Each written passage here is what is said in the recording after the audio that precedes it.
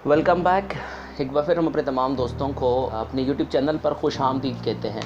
और दोस्तों, आज की वीडियो में हम अल्लामा इकबाल की जो नज़्म इब्लीस की मजलिस शूरा जो नज़म है उसका पहला सबक देने जा रहे हैं। उसमें इब्लीस सबसे पहले अपने वज़ीरों को जमा करने के बाद एक सदारती खुतबा देता है और उस खुतबे में वो सबसे पहले दुनिया की बनाने से शुरुआत करता है।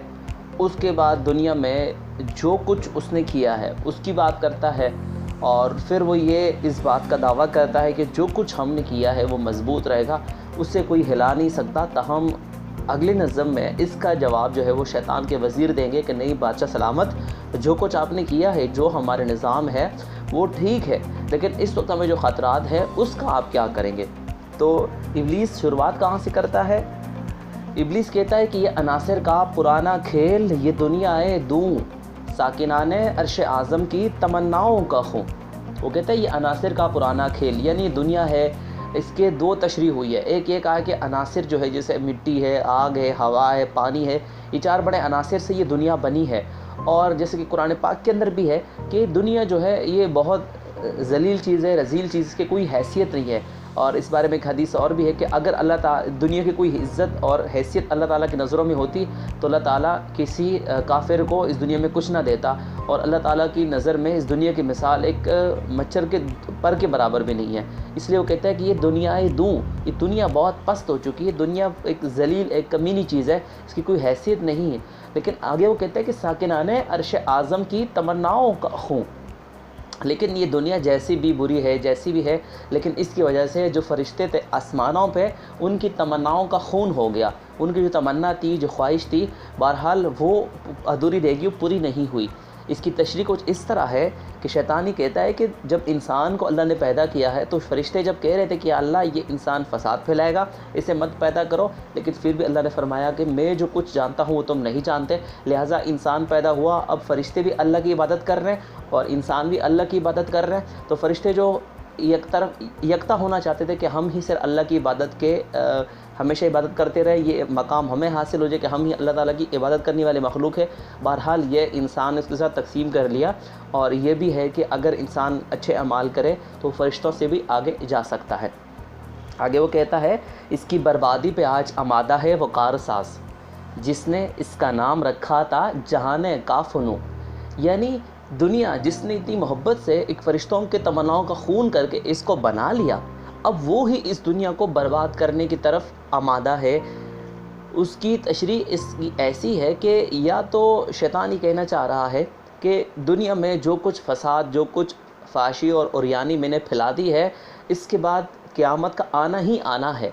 अब वो कहता है कि अल्लाह ताला ने जो कुछ दुनिया में रखा था कर ये हो जाएगा, ये हो जाएगा, ये हो जाएगा, तो क़यामत आ जाएगी।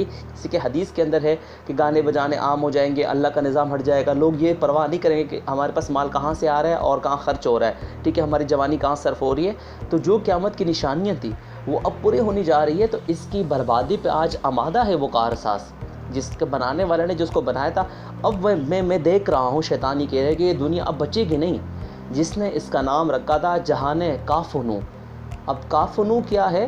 काफ और नू ये बनता है कुन, काफ और नून को मिलाओ तो कुन यानी हो जा। तो जब अल्लाह ताला ने दुनिया से कहा कि हो जा, और दुनिया जो है वो हो गई, तो दुनिया ऐसे वजूद में आई। तीसरा है मैंने दिखलाया फिरंगी को मलूकियत का ख्वाब, मैंने तोड़ा मस्जिद व दीरो कलीसा का फसूं। अब शैतानी कहते हैं कि क्या हुआ, अगर ये दुनिया ख़त्म हो रही है, दुनिया मर रही ख़त्म हो रही है, लेकिन जितना वक्त मुझे मिला मैंने दुनिया का निज़ाम दरहम बरहम करके रख दिया, मैंने अपनी मेहनत में कमी पेशी नहीं आने दी। अब वो अपनी खुराफात का, अपनी इस दुनिया में जो उसने चेंजिंग लाई, शैतान ने जो इधर फसाद बर्पा किया, उसकी वो बात करता है। और पहला कहते हैं कि मैंने दिखलाया फिरंगी को मलूकियत का ख्वाब, मैंने अंग्रेज़ों से, मैंने ईसाइयों से, यूरोप से ये कहा कि तुम कॉलोनाइजेशन करो, आबादकारियाँ बनाओ, नो आबादियाती, यानी दुनिया के दूसरे ममालिक पर कब्ज़ा करो, उनके वसाइल पर कब्ज़ा करो। और यही अगले बंद में इब्लीस का एक वशीर कहता है कि कारोबार शहरियारी की हकीकत और है, ये वजूद मीर सुल्तान पर नहीं है मुनहसर, मजलिस से मिल्लत हो या परवेज़ का दरबार हो, है वो सुल्तान गैर की कहती पे हो जिसकी नज़र। यानी कहते दुनिया में इस वक्त बादशाह वही है, نظام دنیا کا بدل گیا. اس وقت بادشاہ وہی ہے جس کی دوسروں کی وسائل کے اوپر، دوسروں کی جو خفیہ ذخائر ہے، چاہے وہ گیس ہے، چاہے پیٹرول ہے، چاہے دیگر معدنیات ہے، جس کی نظر اس کے اوپر ہے وہ دنیا کا بادشاہ ہے. اس وقت بادشاہ وہ بات سلامت اور وہ حاجی وزیر اور فقیر وہ والا کہانی اب نہیں رہی ہے. جس کی دوسروں کی کھیتی پر نظر ہے نا کہ اس کو سمیٹ لوں، اس کو لوٹ لوں، بس وہ بادشاہ ہے. تو کہتے ہیں کہ میں نے دکھلایا فرنگی کو ملوکیت کا خواب، میں نے توڑا مسجد و دیر و کلیسا کہاں فسوں. میں نے انگریزوں سے کہا کہ دنیا پر قبضہ کرو. کیسے ہم انگریزوں کے غلام رہے، چائنا انگریزوں کا غلام رہا، ملیشیا پر حکومت کی انہوں نے، اس کے علاوہ اسپین نے کیا کچھ کیا، سویڈن نے کیا کچھ کیا، جرمنی نے کیا کچھ کیا، سارے عیسائیوں کو یہودیوں کو مارتے رہے. اگر آپ دنیا پر کولونائزیشن کے اوپر ذرا آپ نیٹ پہ سرچ کرو ہسٹری آف کولونائزیشن، آپ کو پتہ چل جائے گا کہ ان یورپ کے ممالک نے کس طرح دوسرے ممالک کو نشئی بنائے. جیسے کہ چائنا کے ساتھ کیا، ان کو افیون کے اوپر لگا دیا. خود ترکی کے ساتھ کیا ہوا ہے، خود ہمارے ساتھ کیا ہوا ہے. دنیا کا امیر ترین حصہ تھا یہ بر صغیر، اور آج اس کی حالت دیکھ لو. Total G D P of the world جو تھا اس میں سے 25% اس بر صغیر کا تھا. ذرا آپ ہسٹری چیک کر لیں، ہمارے پاس ٹائم کم بچ رہا ہے. اس کے بعد وہ کہتے ہیں کہ ظاہر ہے ایسے کام، غلط کام کرنے کے لیے آپ کو آپ کا جو مذہبی جو طبقہ ہے یا جو آپ کا مذہب دین ہے وہ آپ کو روکے گا. آپ کو قرآن، آپ کو عیسائیوں کا بائبل، آپ یہودیوں کی جو تورات ہے یہ آپ کو روکے گا. لیکن کیا ہے، میں نے توڑا مسجد و دیر و کلیسا کا فسوں. فسوں مطلب جادو سے مراد یہاں پر ان کا جو اثر ہے، یعنی آپ کو سودی نظام لانا ہے، آپ کو دوسروں پر قبضہ کرنا ہے، دوسروں کی معیشت تباہ کرنی ہے. آپ کو آپ کا اسلام، آپ کو آپ کا عیسائیت، آپ کو آپ کی یہودیت روکے گا. لیکن میں نے لوگوں کو دین سے ہی آزاد کر دیا کہ جی religion is the your personal matter, آپ کے ذاتی مسئلہ ہے، آپ نماز پڑھے، روزہ رکھیں نہیں رکھیں. میں نے تو دین کو بہت منیمائز کر دیا، صرف نماز، حج، روزہ تک اور چرچ کی عبادت تک محدود کر دیا. اور باقی جو دنیا کا جو معاشی نظام تھا کہ اپنے مذہب کے مطابق چلے، میں نے لوگوں کو اس چیز سے توڑ دیا، اس سے نکالا کہ چھوڑو ملا کی دوڑ مسجد تک. ٹھیک ہے، دنیا میں اس وقت 1.2 بلین تقریباً جو ہے وہ 1.5 ارب سے زیادہ کیتھولک جو ہے عیسائی رہتے ہیں. لیکن ان کا پادری کچھ بھی نہیں کر سکتا. ان کا پادری یہ نہیں بول سکتا کہ اب معیشی جو آپ کا سودی نظام ہے یہ ہمارے انجیل کے بائبل کے مطابق نہیں ہے، کچھ نہیں کر سکتا. ہمارے ہاں ہر ملک میں مفتی اعظم پاکستان موجود ہے، مفتی اعظم سعودی عرب موجود ہے، مفتی اعظم ترکی، ان ایوری کنٹری. لیکن ان کی کوئی سننے کو تیار نہیں ہے کہ آپ کا جو سودی نظام ہے یہ جائز نہیں ہے، جمہوری نظام جائز نہیں ہے، کوئی ایجوکیشن جائز نہیں ہے. لہٰذا وہ جتنے مرضی ہمارے ہاں جو ہے وہ لوگ نماز روزہ پڑھتے رہے، لیکن یہ جو دنیا کا نظام ہے یہ وہی شیطانی طریقہ کار پر چلتا رہے گا، جس کے بارے میں ابلیس نے کہا ہے طواف و حج کا ہنگامہ اگر باقی تو کیا کن ہو کر رہ گئی مومن کی تیغ بے نیام. وہ کہتے ہیں حج و طواف کا ہنگامہ اگرچہ باقی ہے، لیکن باقی مسلمانوں کے اندر جہاد اور جد و جہد اور اپنے مسائل، اپنے حقوق کے لیے اٹھنے کا کوئی اب عنصر باقی ہی نہیں ہے. بے شک نماز روزہ حج زکوٰۃ موجود ہے، وہ ہر جگہ پہ ہو رہی ہے، وہ تو آپ کہیں پر بھی پڑھ سکتے ہو، لیکن جو اسلامی نظام ہے وہ کہیں پر موجود نہیں ہے. وہ مسلمانوں نے اپنے اوپر جو ہے وہ حرام کر دیا. یہ جتنا آپ پڑھیں گے تو آپ کو مزہ آئے گا. آگے چلتے ہیں. وہ کہتا ہے میں نے نداروں کو سکھلایا سبق تقدیر کا، میں نے منعم کو دیا سرمایہ داری کا جنوں. اب پہلا ہو گیا کہ میں نے لوگوں کو دوسروں کے اموال کے اوپر اور ممالک کے اوپر قبضہ کرنے کے اوپر لگا دیا.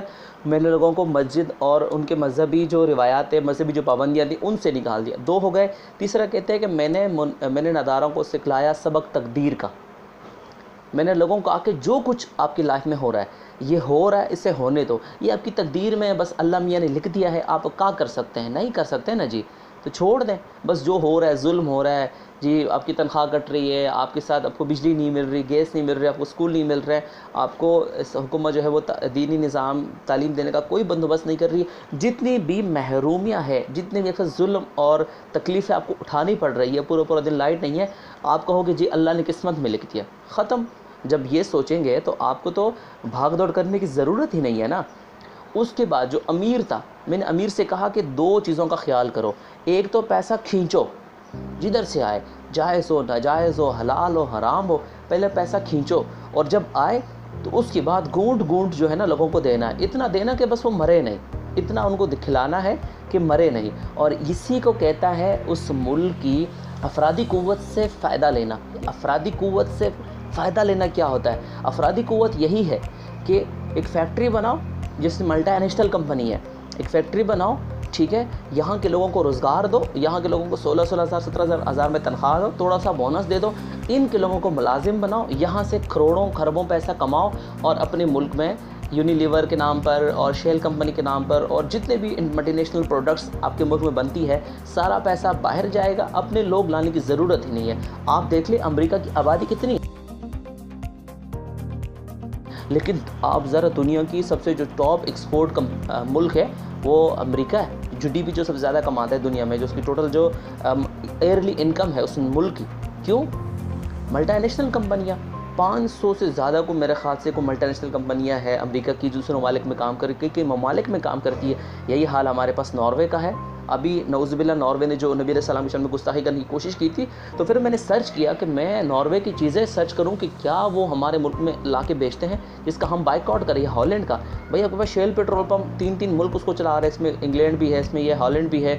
اس کے علاوہ آپ کی میں ایک چیز اور پڑھی کہ پوڈکاسٹنگ کے اندر ایک پروجیکٹ لگ رہا ہے بجلی کا، جس میں ناروے اور ہالینڈ کی انویسٹمنٹ ہے۔ آپ نے بتاؤ کہ بجلی کا بھی بائیک آؤٹ کر دوں، لائٹ بند کر دوں؟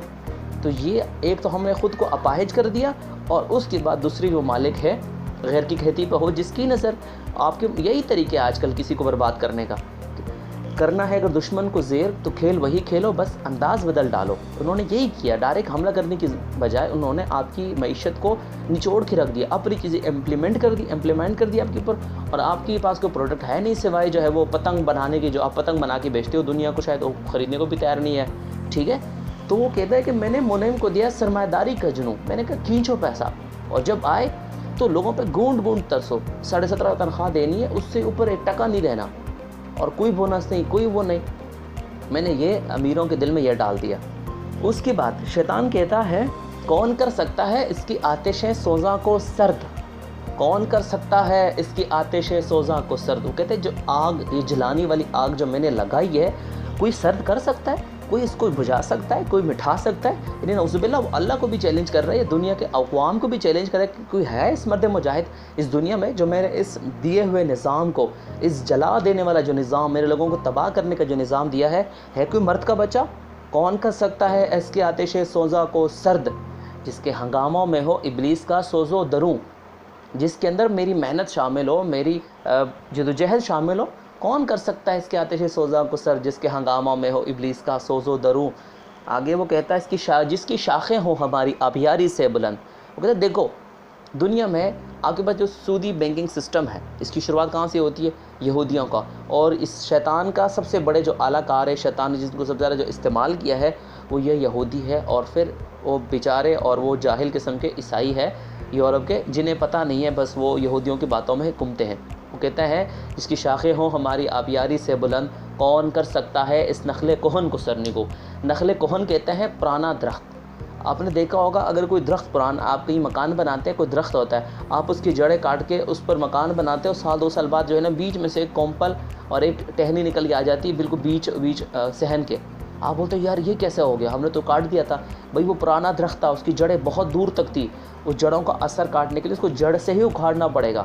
آپ دیکھ لو جو غیر اسلامی نظام ملک میں رائج ہے، کوئی تصور کر سکتے ہے اس کو ختم کرنے کا؟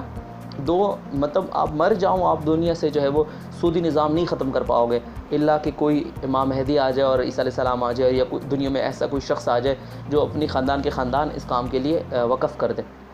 اس نخل کوہن کو سرنگو مطلب سر جھکانا۔ وہ کہتے ہیں کھاڑنے سے دور کی بات ہے، جو میرا درخت لگا ہوا ہے، یہ مضبوط اور پرانا درخت لگا ہوا ہے، کوئی اس کو سر نہیں جھکا سکتا، اکھاڑنے سے دور کی بات ہے، یعنی کوئی اس کے ٹکر میں نہیں آ سکتا۔ یہ تھا ابلیس کا پہلا صدارتی خطبہ جو اس نے اپنے وزیروں و مشیروں کے سامنے دیا۔